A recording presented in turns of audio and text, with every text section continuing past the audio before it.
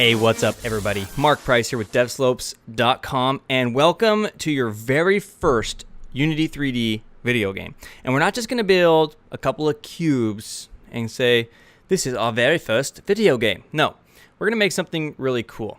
So what I want you to do is go ahead and download the starter project. You have to have it to do this. And also, of course, you have to have Unity installed.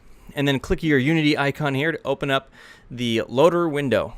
And we're currently using Unity 5.4.1 F1. Unity 5X is fine for this tutorial.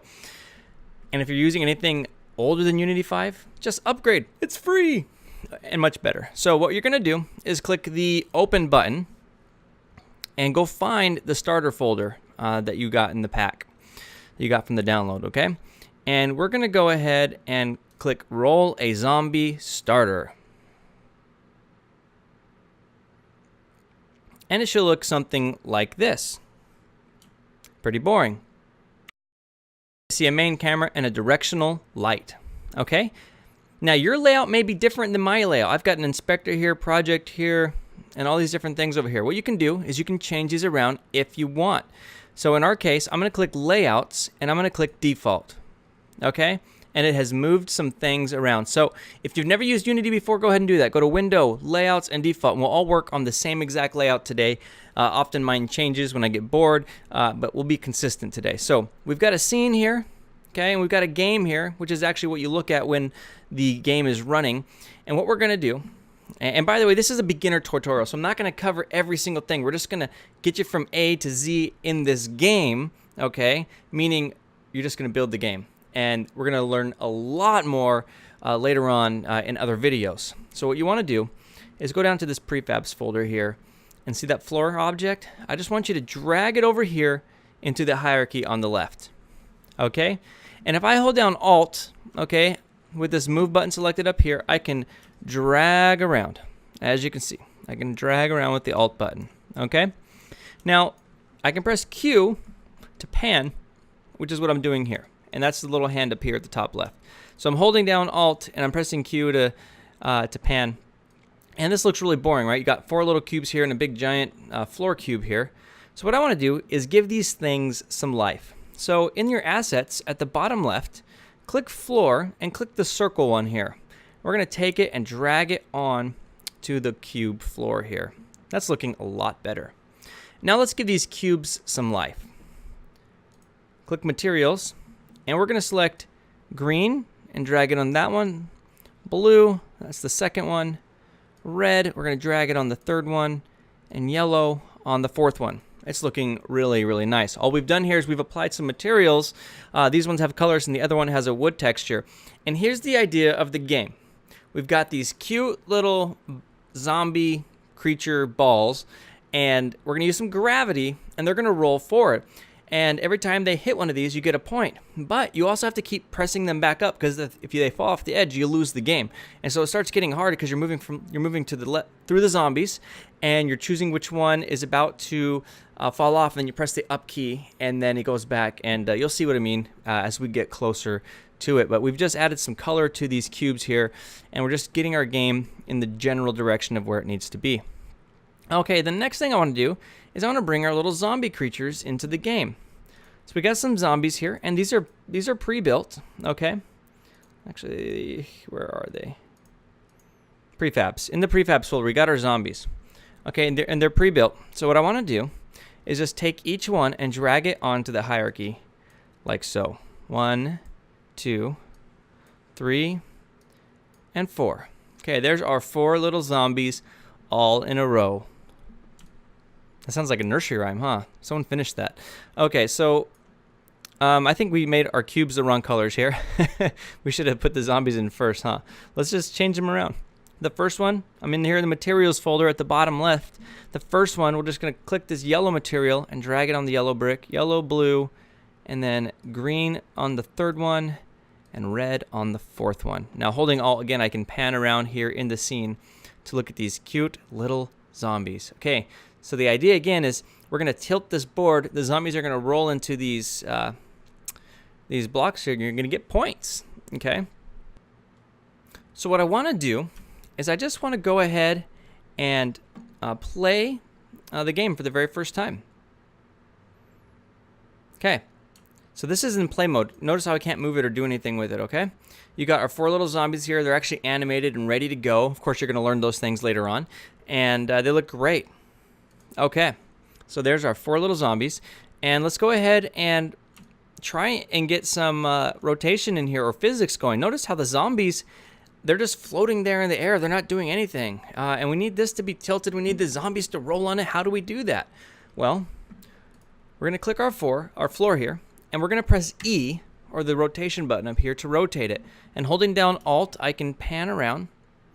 Okay. And when I say Alt, it's Alt or Option, okay, depending on Windows or Mac. And what you can do is you can click this little red line and rotate the board. Make sure they're not touching it, just floating above like that.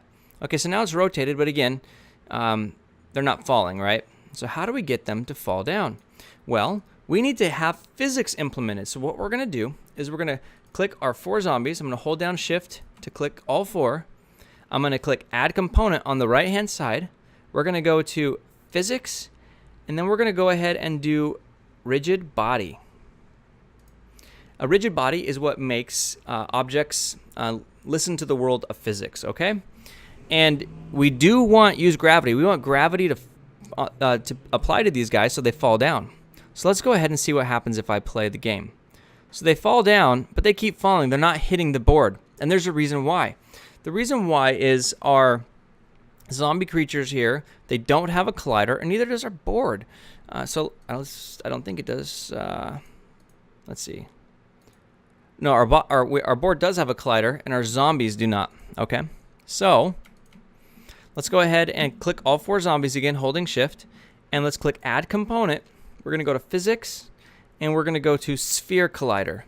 And I'm holding down Alt and using my mouse wheel in. Notice how the sphere colliders are not where they should be in the zombies. They're too low, right? We want them to kind of be around so the zombie rolls, but it's going to look silly if it's below the zombie. So what I'm going to do is on this sphere collider, okay, I'm just going to move it up a little bit till it's right about the middle of the zombie, and I'm also going to increase the radius about right there, which is 0.56, and the Y is 0.56. So now they're nice and round. And do you think that they're going to hit the board and roll? Let's see.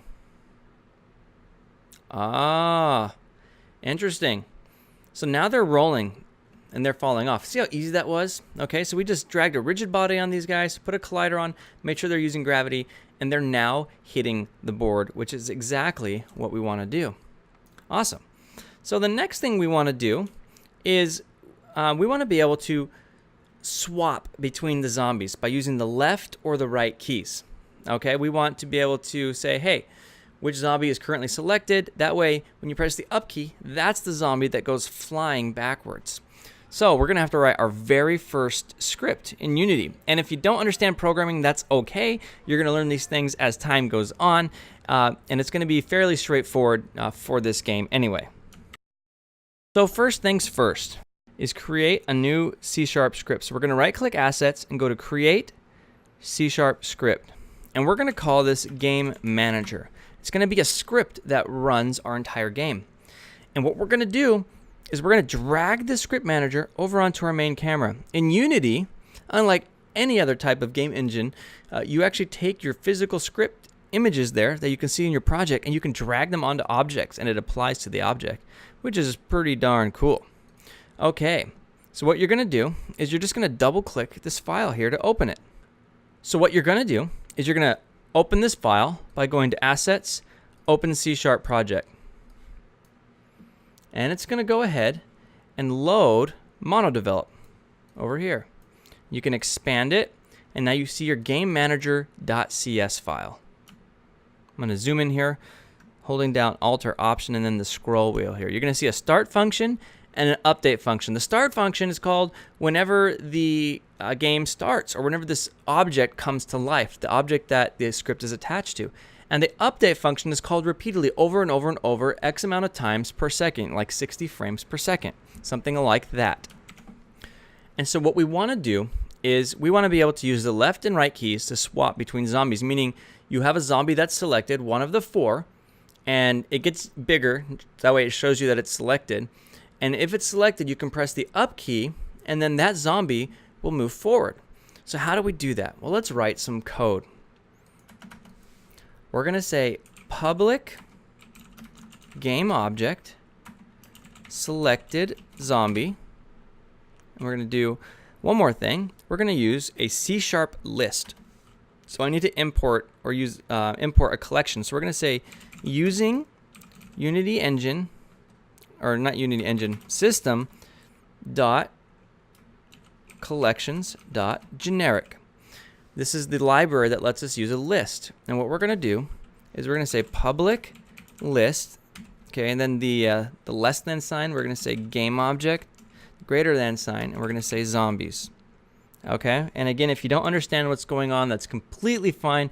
We're just building a game here and having fun and showing you the world of game development. So what's really interesting is I made these public using the public keyword, and if I save my file and go back to Unity, okay, if I click the main camera where I drag that script onto, those things are available to me over here on the inspector, the selected zombie, and the list of zombies, how many zombies I have. So I'm going to put a 4 in there because I know I have 4 zombies. And what I'm going to do is I'm going to drag the zombies over to these slots. And so the first one is the yellow one. So make sure the main camera is selected, and then just drag the yellow zombie into element 0, and then blue into element 1, and then green into element 2, and then red into element 3. Okay, and lists or arrays in programming always start at 0, which is why it's 0, 1, 2, and 3. And the selected zombie, we'll just make that to start off with our yellow zombie. That'll be the one that we start off with. Okay, so what we want to have happen is if the zombie's selected, we want it to be bigger. So we need a starting size, which is the scale here. Okay, so if I click this zombie, his scale is 1, 1, and 1. And so that's the default size. So what I really want to do is I want to press the R key on this zombie, holding down Alt to rotate, and just make him bigger, like a lot bigger, like 1.4. That lets us know that he's selected. Command Z to undo that. And now what I can do is back in my code, now that I know 1.4 is the number, I can do something really cool. I can say public, it's called a vector3, X, Y, and Z position is in vector 3, okay, 3 points in space, if you remember some high school math. Vector 3, we're going to say selected size, and public vector 3 default size. Save the file, come back to the code, and click the main camera. And what I can do is the selected size, remember it was 1.4, press tab 1.4, press tab 1.4. That's the scale. We want it to be larger. And the default size is 1, tab 1, tab 1. So that's going to set the size of the zombies. Okay. Now if I go back to my code, okay, we can actually we can select our zombie to make it bigger. Okay. And so what's going to happen is whenever we press an arrow key, it's going to select a zombie. And so we also need to make sure the size is properly set when the game starts as well too. What we're going to do is we're going to create a function, void. Don't worry about what the word void means. You'll learn about that soon. But basically it means it's not returning anything. This function isn't. We're going to call select zombie. Okay. And we're going to pass in the zombie that's being selected. So we're going to say it's of type game object. And we're going to call this one the new zombie. Okay, so we're creating a function where we pass in the zombie that we want to show that's selected. So which function would be a good function to start off with making our zombie a bigger size? If you said the start function, that is exactly right. So what I'm going to do here is in the start function, I'm going to call the select zombie function. And I'm going to pass in the selected zombie. Okay, the one that's up here. And then over here, we just want to change the size of the zombie. And this is fairly easy. We say new zombie, okay, dot transform dot local scale equals, and we're going to say the selected size. Okay, so we're going to select a zombie. It's this new zombie here, and we're going to set it to the bigger size on the start. And you do that using newzombie.transform.localScale. Transform is a unity3D component that's like position and scale, and then local scale just means the scale of the model, the 3D model, and then we set a size on it, which was 1.4, right? So I save this, go back to my game, and the yellow one should be bigger, which it is. Awesome. So we know that the code's working. You just wrote your very first script, and it's definitely working. So congratulations there. Okay, so what else, though? We also need to be able to select between zombies using the arrow keys. If I press left, it needs to go back to the red zombie, then the green, then the blue. If I press right, it goes blue, green, red, and back to the yellow. It needs to be interchangeable. So we need to write code for that. So let's go back to our script, and let's actually write the code that we need to run this. Okay, so what we're going to do is we're going to have a function here called void. Well, let's do the input first, actually. Let's go over here in the update function and detect whenever there's key presses. Okay, so that's as simple as saying if input.getKeyDown, we're going to say left to get the left key. We're going to end that there. And then we're also going to say if input.getKeyDown right, put my curly braces. We'll do one more. If, because we're also going to need to get the up button, right? So if input.getKeyDown, we're going to say up. Then we're going to do 3 different things here based on what key is pressed. Okay, so let's handle the left one first. So another function, void get zombie left, curly braces there. And what we're going to do is we're going to see, remember how a list or an array starts at 0? So if we're at the very first one, if we're at the yellow one, it means we're in slot number 0. And so if we go to the left, it means we need to go to which slot? 0, 1, 2, 3. So if we go from if we press the left and the yellow guy's selected, we need to move over to slot number 3. Otherwise, if we press the right key, right, it would go +1, +2. But if it's the final slot, 3, and we press the right key, we need to go back to 0. So we need to write code to support that so it can loop, right? So I think we need to keep track of what position the current zombie is. So we can do that easily up here as well too. We can make this one private because we don't need Unity to see it. And we can say private int, and we're going to call this selected zombie position. We'll start it off at 0. And then what we can do is over here in get zombie left, okay, we can say if selected zombie position equals 0, it's a double equal sign there, okay? If it's equal to 0, what do we want to do? Well, we want to select the appropriate zombie. So we want to say select zombie, and this is going to be the third one, right? Because we're from the first slot, and we go to the left, we need to go to the third one, or the fourth element, or number 3, 0, 1, 2, 3. So we're going to say select zombie, and we have a list up here called zombies, right? And so to get an item out of it by its index, we're going to say zombies 3, like so. So we're going to select zombie number 3, of which of course is the fourth one because we start at 0. So if we're at position 0, we're going to loop back to the end. That makes sense. Else, what we're going to do is we're going to say select zombie, and then we're going to say, in fact, let's break this out into 2 lines here. Let's say game object new zombie equals selected zombie position, or sorry, zombies. There we go. And then we're going to put a square bracket here, just like we did over here, to get the item out of the array or out of the list. And we're going to say selected zombie position, okay, -1.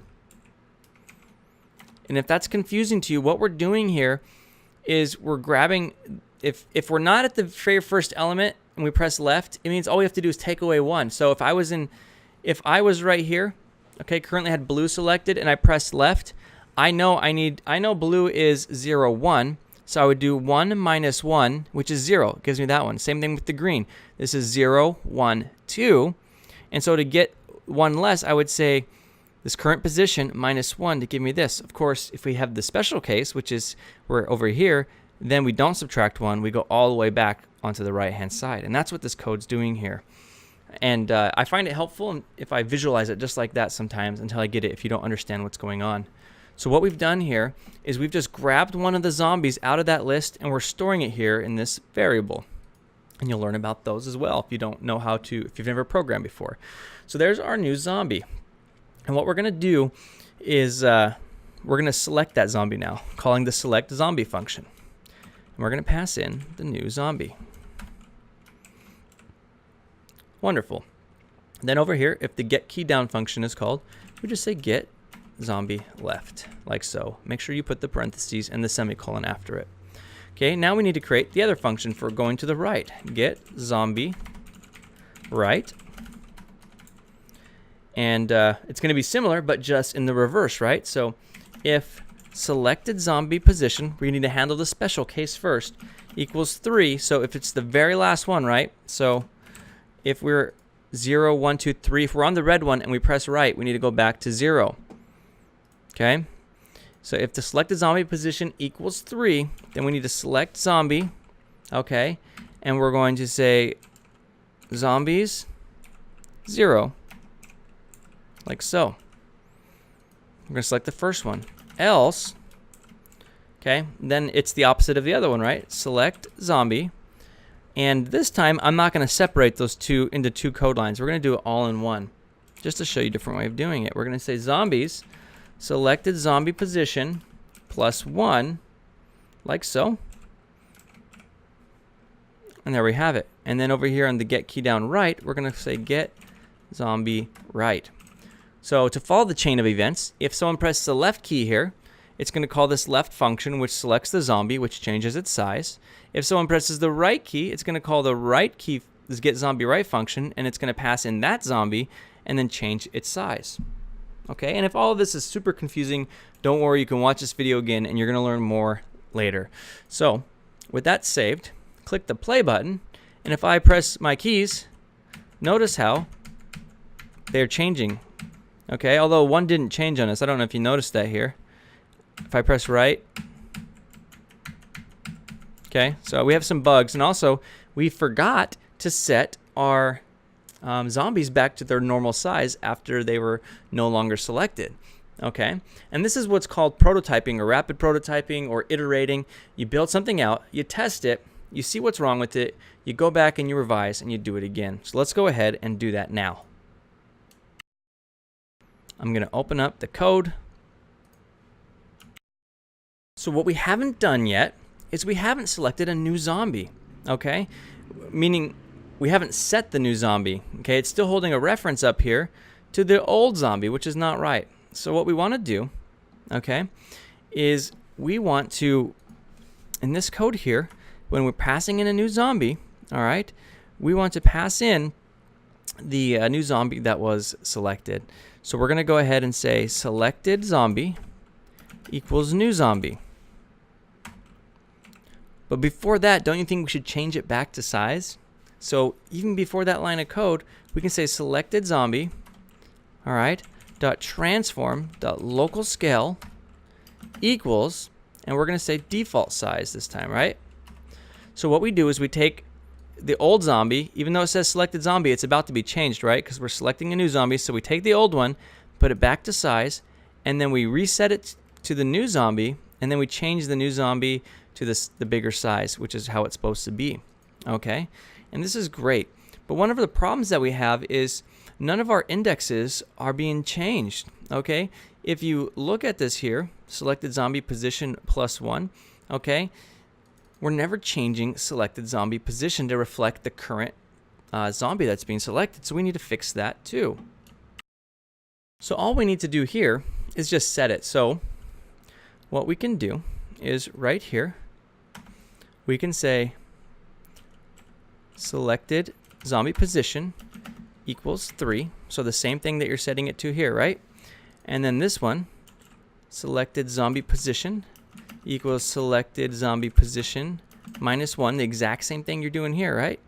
And then we'll do the same thing here as well too. Selected zombie position equals 0 to reflect the new zombie we're selecting, and otherwise selected zombie position equals selected zombie position plus 1. Okay. An error we need to clean up here is actually, now that we've increased the zombie position, we don't need it here in our arrays anymore. So we've basically changed it here, and then we're grabbing that from right here in our zombie positions. So we just refactored our code a little bit, and I think this is a better solution. So let's go ahead and play it and see. Right, right, right, right. Left, left, left. This is looking great. Okay, so notice how if I go to the left, it goes to red. If I go to the right, it goes back to yellow. Our code is definitely working. And again, just to recap our code, okay, if you press the left key, this is what we do. We see if it's in the very first slot. If it is, we set the new zombie position to 3, and then we grab that zombie. Similarly here, we if it's not in that first position, then all we're going to do is subtract it by 1 and select that zombie out of the list, and then we're going to select it down here. So this is all working great. Our zombies are moving from left to right. But what we also want to do is when you press the up key, we want that zombie to move up. Okay, we want to push it up. So how do we do that? Well, we can do that by applying force to an object. So what I want to do is create a new function here, void push up. And what we're going to do is we're going to grab the rigid body component off of it and add some force to it. Some simple code here. I'm just going to say rigid body. We'll call it RB, give it a name. And we're going to say selected zombie. This is when the up key is pressed, right? Dot get component, rigid body, parentheses like so. And what I'm doing here is when I say get component, I'm grabbing the component off of the zombie, this rigid body right here. I'm grabbing that script so I can work with it, okay? And what I'm going to do is I'm going to say rb.add force. We're going to add some force.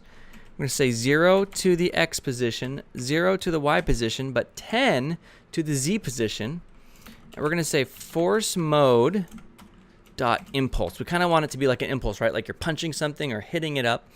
And what this is doing here, this 0, 0, and 10, we don't want it to move to the left or the right. We want it to move back, right? Which is the blue one right here. That's the Z position, okay? We want to add force to the Z position. So that's what we're doing here when we press the up key, adding some force to it. So let's go ahead here in the up key and just call that function. So we go up here to the key up and say push up. Push up. And then we're going to go ahead and click play. And when I press up on the selected zombie, it adds some force. Pretty cool, huh? I like it. They're gone. That's really awesome. Now, I don't want all the zombies falling at the same time. Look at them. They're all kind of just falling at the exact same time, which, I don't know. It's not very creative, is it? So I'm going to hold down Alt here in the scene, and what we're going to do is just maybe make these different heights when we start off for one. So we're going to say the blue zombie starts off up here, the green zombie starts off up here, and the red zombie starts off up here. Okay. And then also, we can play with a little property on each one of these. So if you click the zombie, over here in the rigid body, you notice they have drag. And drag is like the resistance, you know, like if you were dropping a piece of paper, because it's so flat, it would drag as it's floating down. And so we're going to add some angular drag. So it's the drag of it spinning, okay? And so the more drag you have, the slower the object's going to go. So let's increase the drag of the red one just a little bit. And the green one a little bit more. And we'll leave the blue one as normal, and we'll actually decrease all the drag off of the yellow one. Now what's going to happen is they're all going to start at different speeds and make the game a little more challenging, a little more variance. So they fall. There we go. Okay, they're not all coming down at the same time. Let's try it again. Dink, dink, dink. See how they're all slightly different, but it's not quite enough. I'm going to add a lot more drag on the red one here. Okay. And also what I'm going to do is move them back a little bit too, just for fun. Okay, this one back, and this one back, just to give it a few more variances. I'm going to click play, and here they go. Oh yeah, look at that. They're falling all at different speeds. I like it a lot. And now it's getting a little bit crazy because I got to keep moving back and forth to keep these zombies from falling. All right, pretty cool. Great. So the next thing I want to do is actually when they hit these blocks here, we just want to know when they hit it so we can increase the score. But the problem is we don't have a score to increase yet. So let's do that now. Let's create our very first user interface for this game. Okay, we're going to go to on this screen right here in the hierarchy, right click and go to UI and click text. Okay, and it's going to create this big huge block. You're probably thinking what's going on here, but let's look at our game scene here. Okay, what's going to happen is that text is going to overlay on our game scene. All right, and you can't see it right now because it's so gray right here and small. So what we're going to do is we're going to change it here. We're going to put some pretend numbers in this text. I have text selected, and we're going to say scores 100. And then we're going to probably want to increase the font size by a lot, and increase the width by a lot, and increase the height by a lot. And there you can start seeing it pop up, okay, like so. And that font size is a little too big, so let's put it right about there. And then I'm going to move the Y position up here just by clicking and dragging. This is what I've been doing, is clicking and dragging. Okay, and then I'm going to move it over to the left by clicking and dragging. And there we go.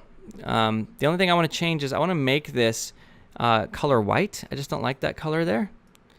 And then what I want to do is I want to change the skybox because that's just a boring color. So let's go ahead into our project down here and click your skybox folder. See that purple thing right there? Just drag it onto the background. Actually, we need to click scene first and then drag it on to the background. Now it's looking pretty cool. And if we go to the game, we can see the score a lot better, and our game is starting to come to life. So again, we need to change the score every time an object is hit. So first things first is we're going to go into our main script, our game manager, okay? And we're going to create another public variable, and it's going to be called text. But we don't have the Unity imports for text yet, so we need to import that at the very, very top. And you can do that by saying using Unity engine.ui. And now right here we can say public text, and we're just going to call it score. Okay, and on the start, we also need to keep track of score as well too. So let's say private int, we'll call this one score text actually, and we're just going to call this one the score, and we'll start it off at 0.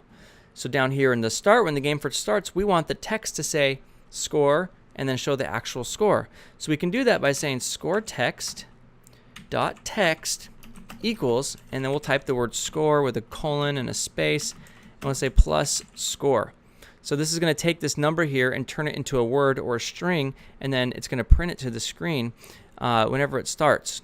Now we also need a function to add score every time one of those blocks is pushed. So we're going to say public void.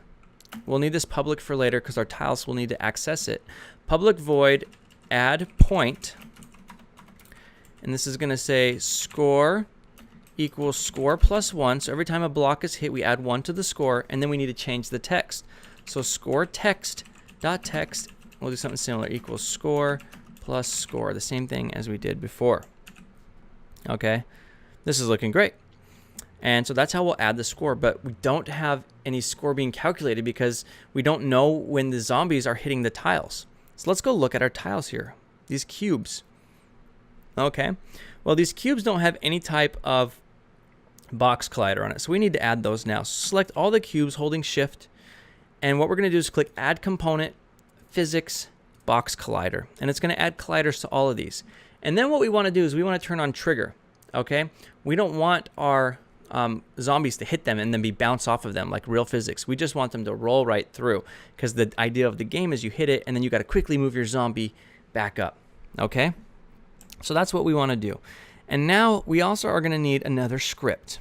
Okay, so I'm going to right click my assets folder and create a brand new C# script, and we're going to call this tile, like one of the tiles on the floor. Okay, and Let's go ahead and you can resync your project by going to Open C# project, like so.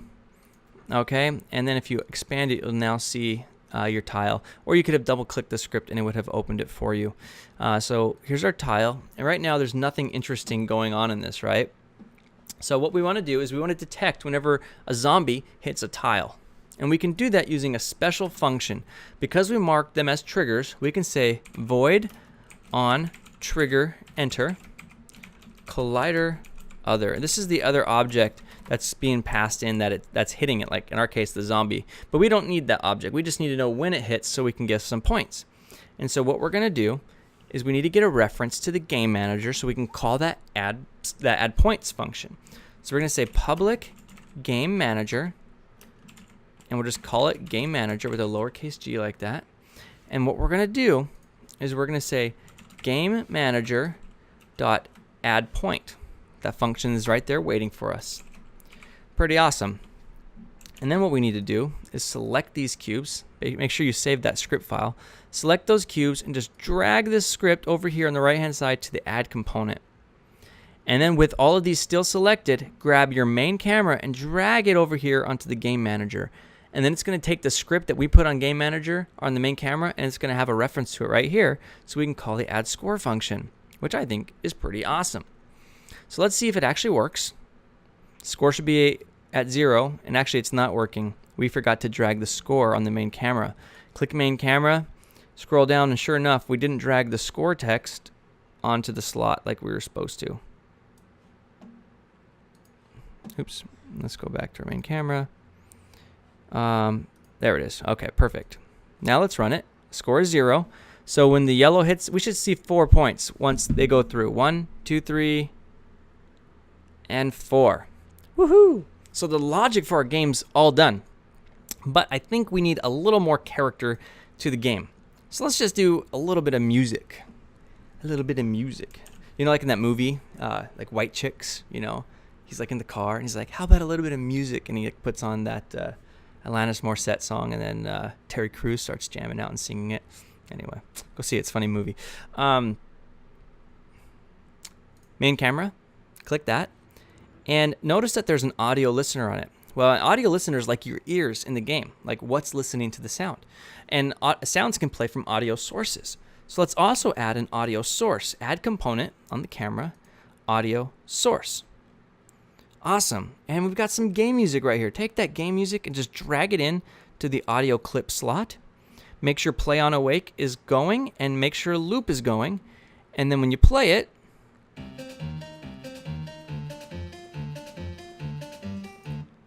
it works, and there's a lot more character to it. And one last thing is when they hit these objects here, I kind of want them to beep. How do we do that? Well, let's go back to our code of our tile, and let's just do that real quick. We're going to have to get another audio source, and we're also going to need an audio clip. So we're going to say public audio clip. That's the song or the sound effect we're going to put in there. We'll just call it hit. And then we're going to say audio source. And in this case, we don't need to make it public. We're just going to get the component. So what we're going to do is here in the start function, we're going to say source equals get component, and it's going to find the audio source that's on this tile, which we haven't added yet, but we will. Okay, and then down here when we add a point, we're going to say source.play one shot, just play it one time, and we're going to say play the hit sound. So we save it. Let's go back to our code. Click all 4 of these tiles. Click add component, audio source, and this time drag the beep sound onto it. Do not put the play on awake because we don't want it to start right when the game starts. And then one more thing we need to do is we need to actually drag the audio. Oops, this is wrong. I put it in the wrong slot. The beep needs to go over here, and then I'm going to select this one and say none. There we go. So the beep is right there, and this all looks great. We put the audio clip on it. So now if I play it,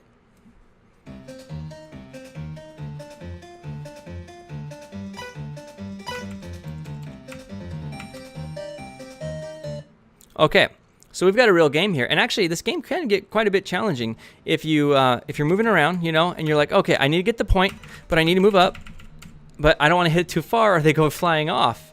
So it starts to get a little bit crazy. And so you actually have a game here where you can adjust the rules and the gameplay, and things are looking really, really cool.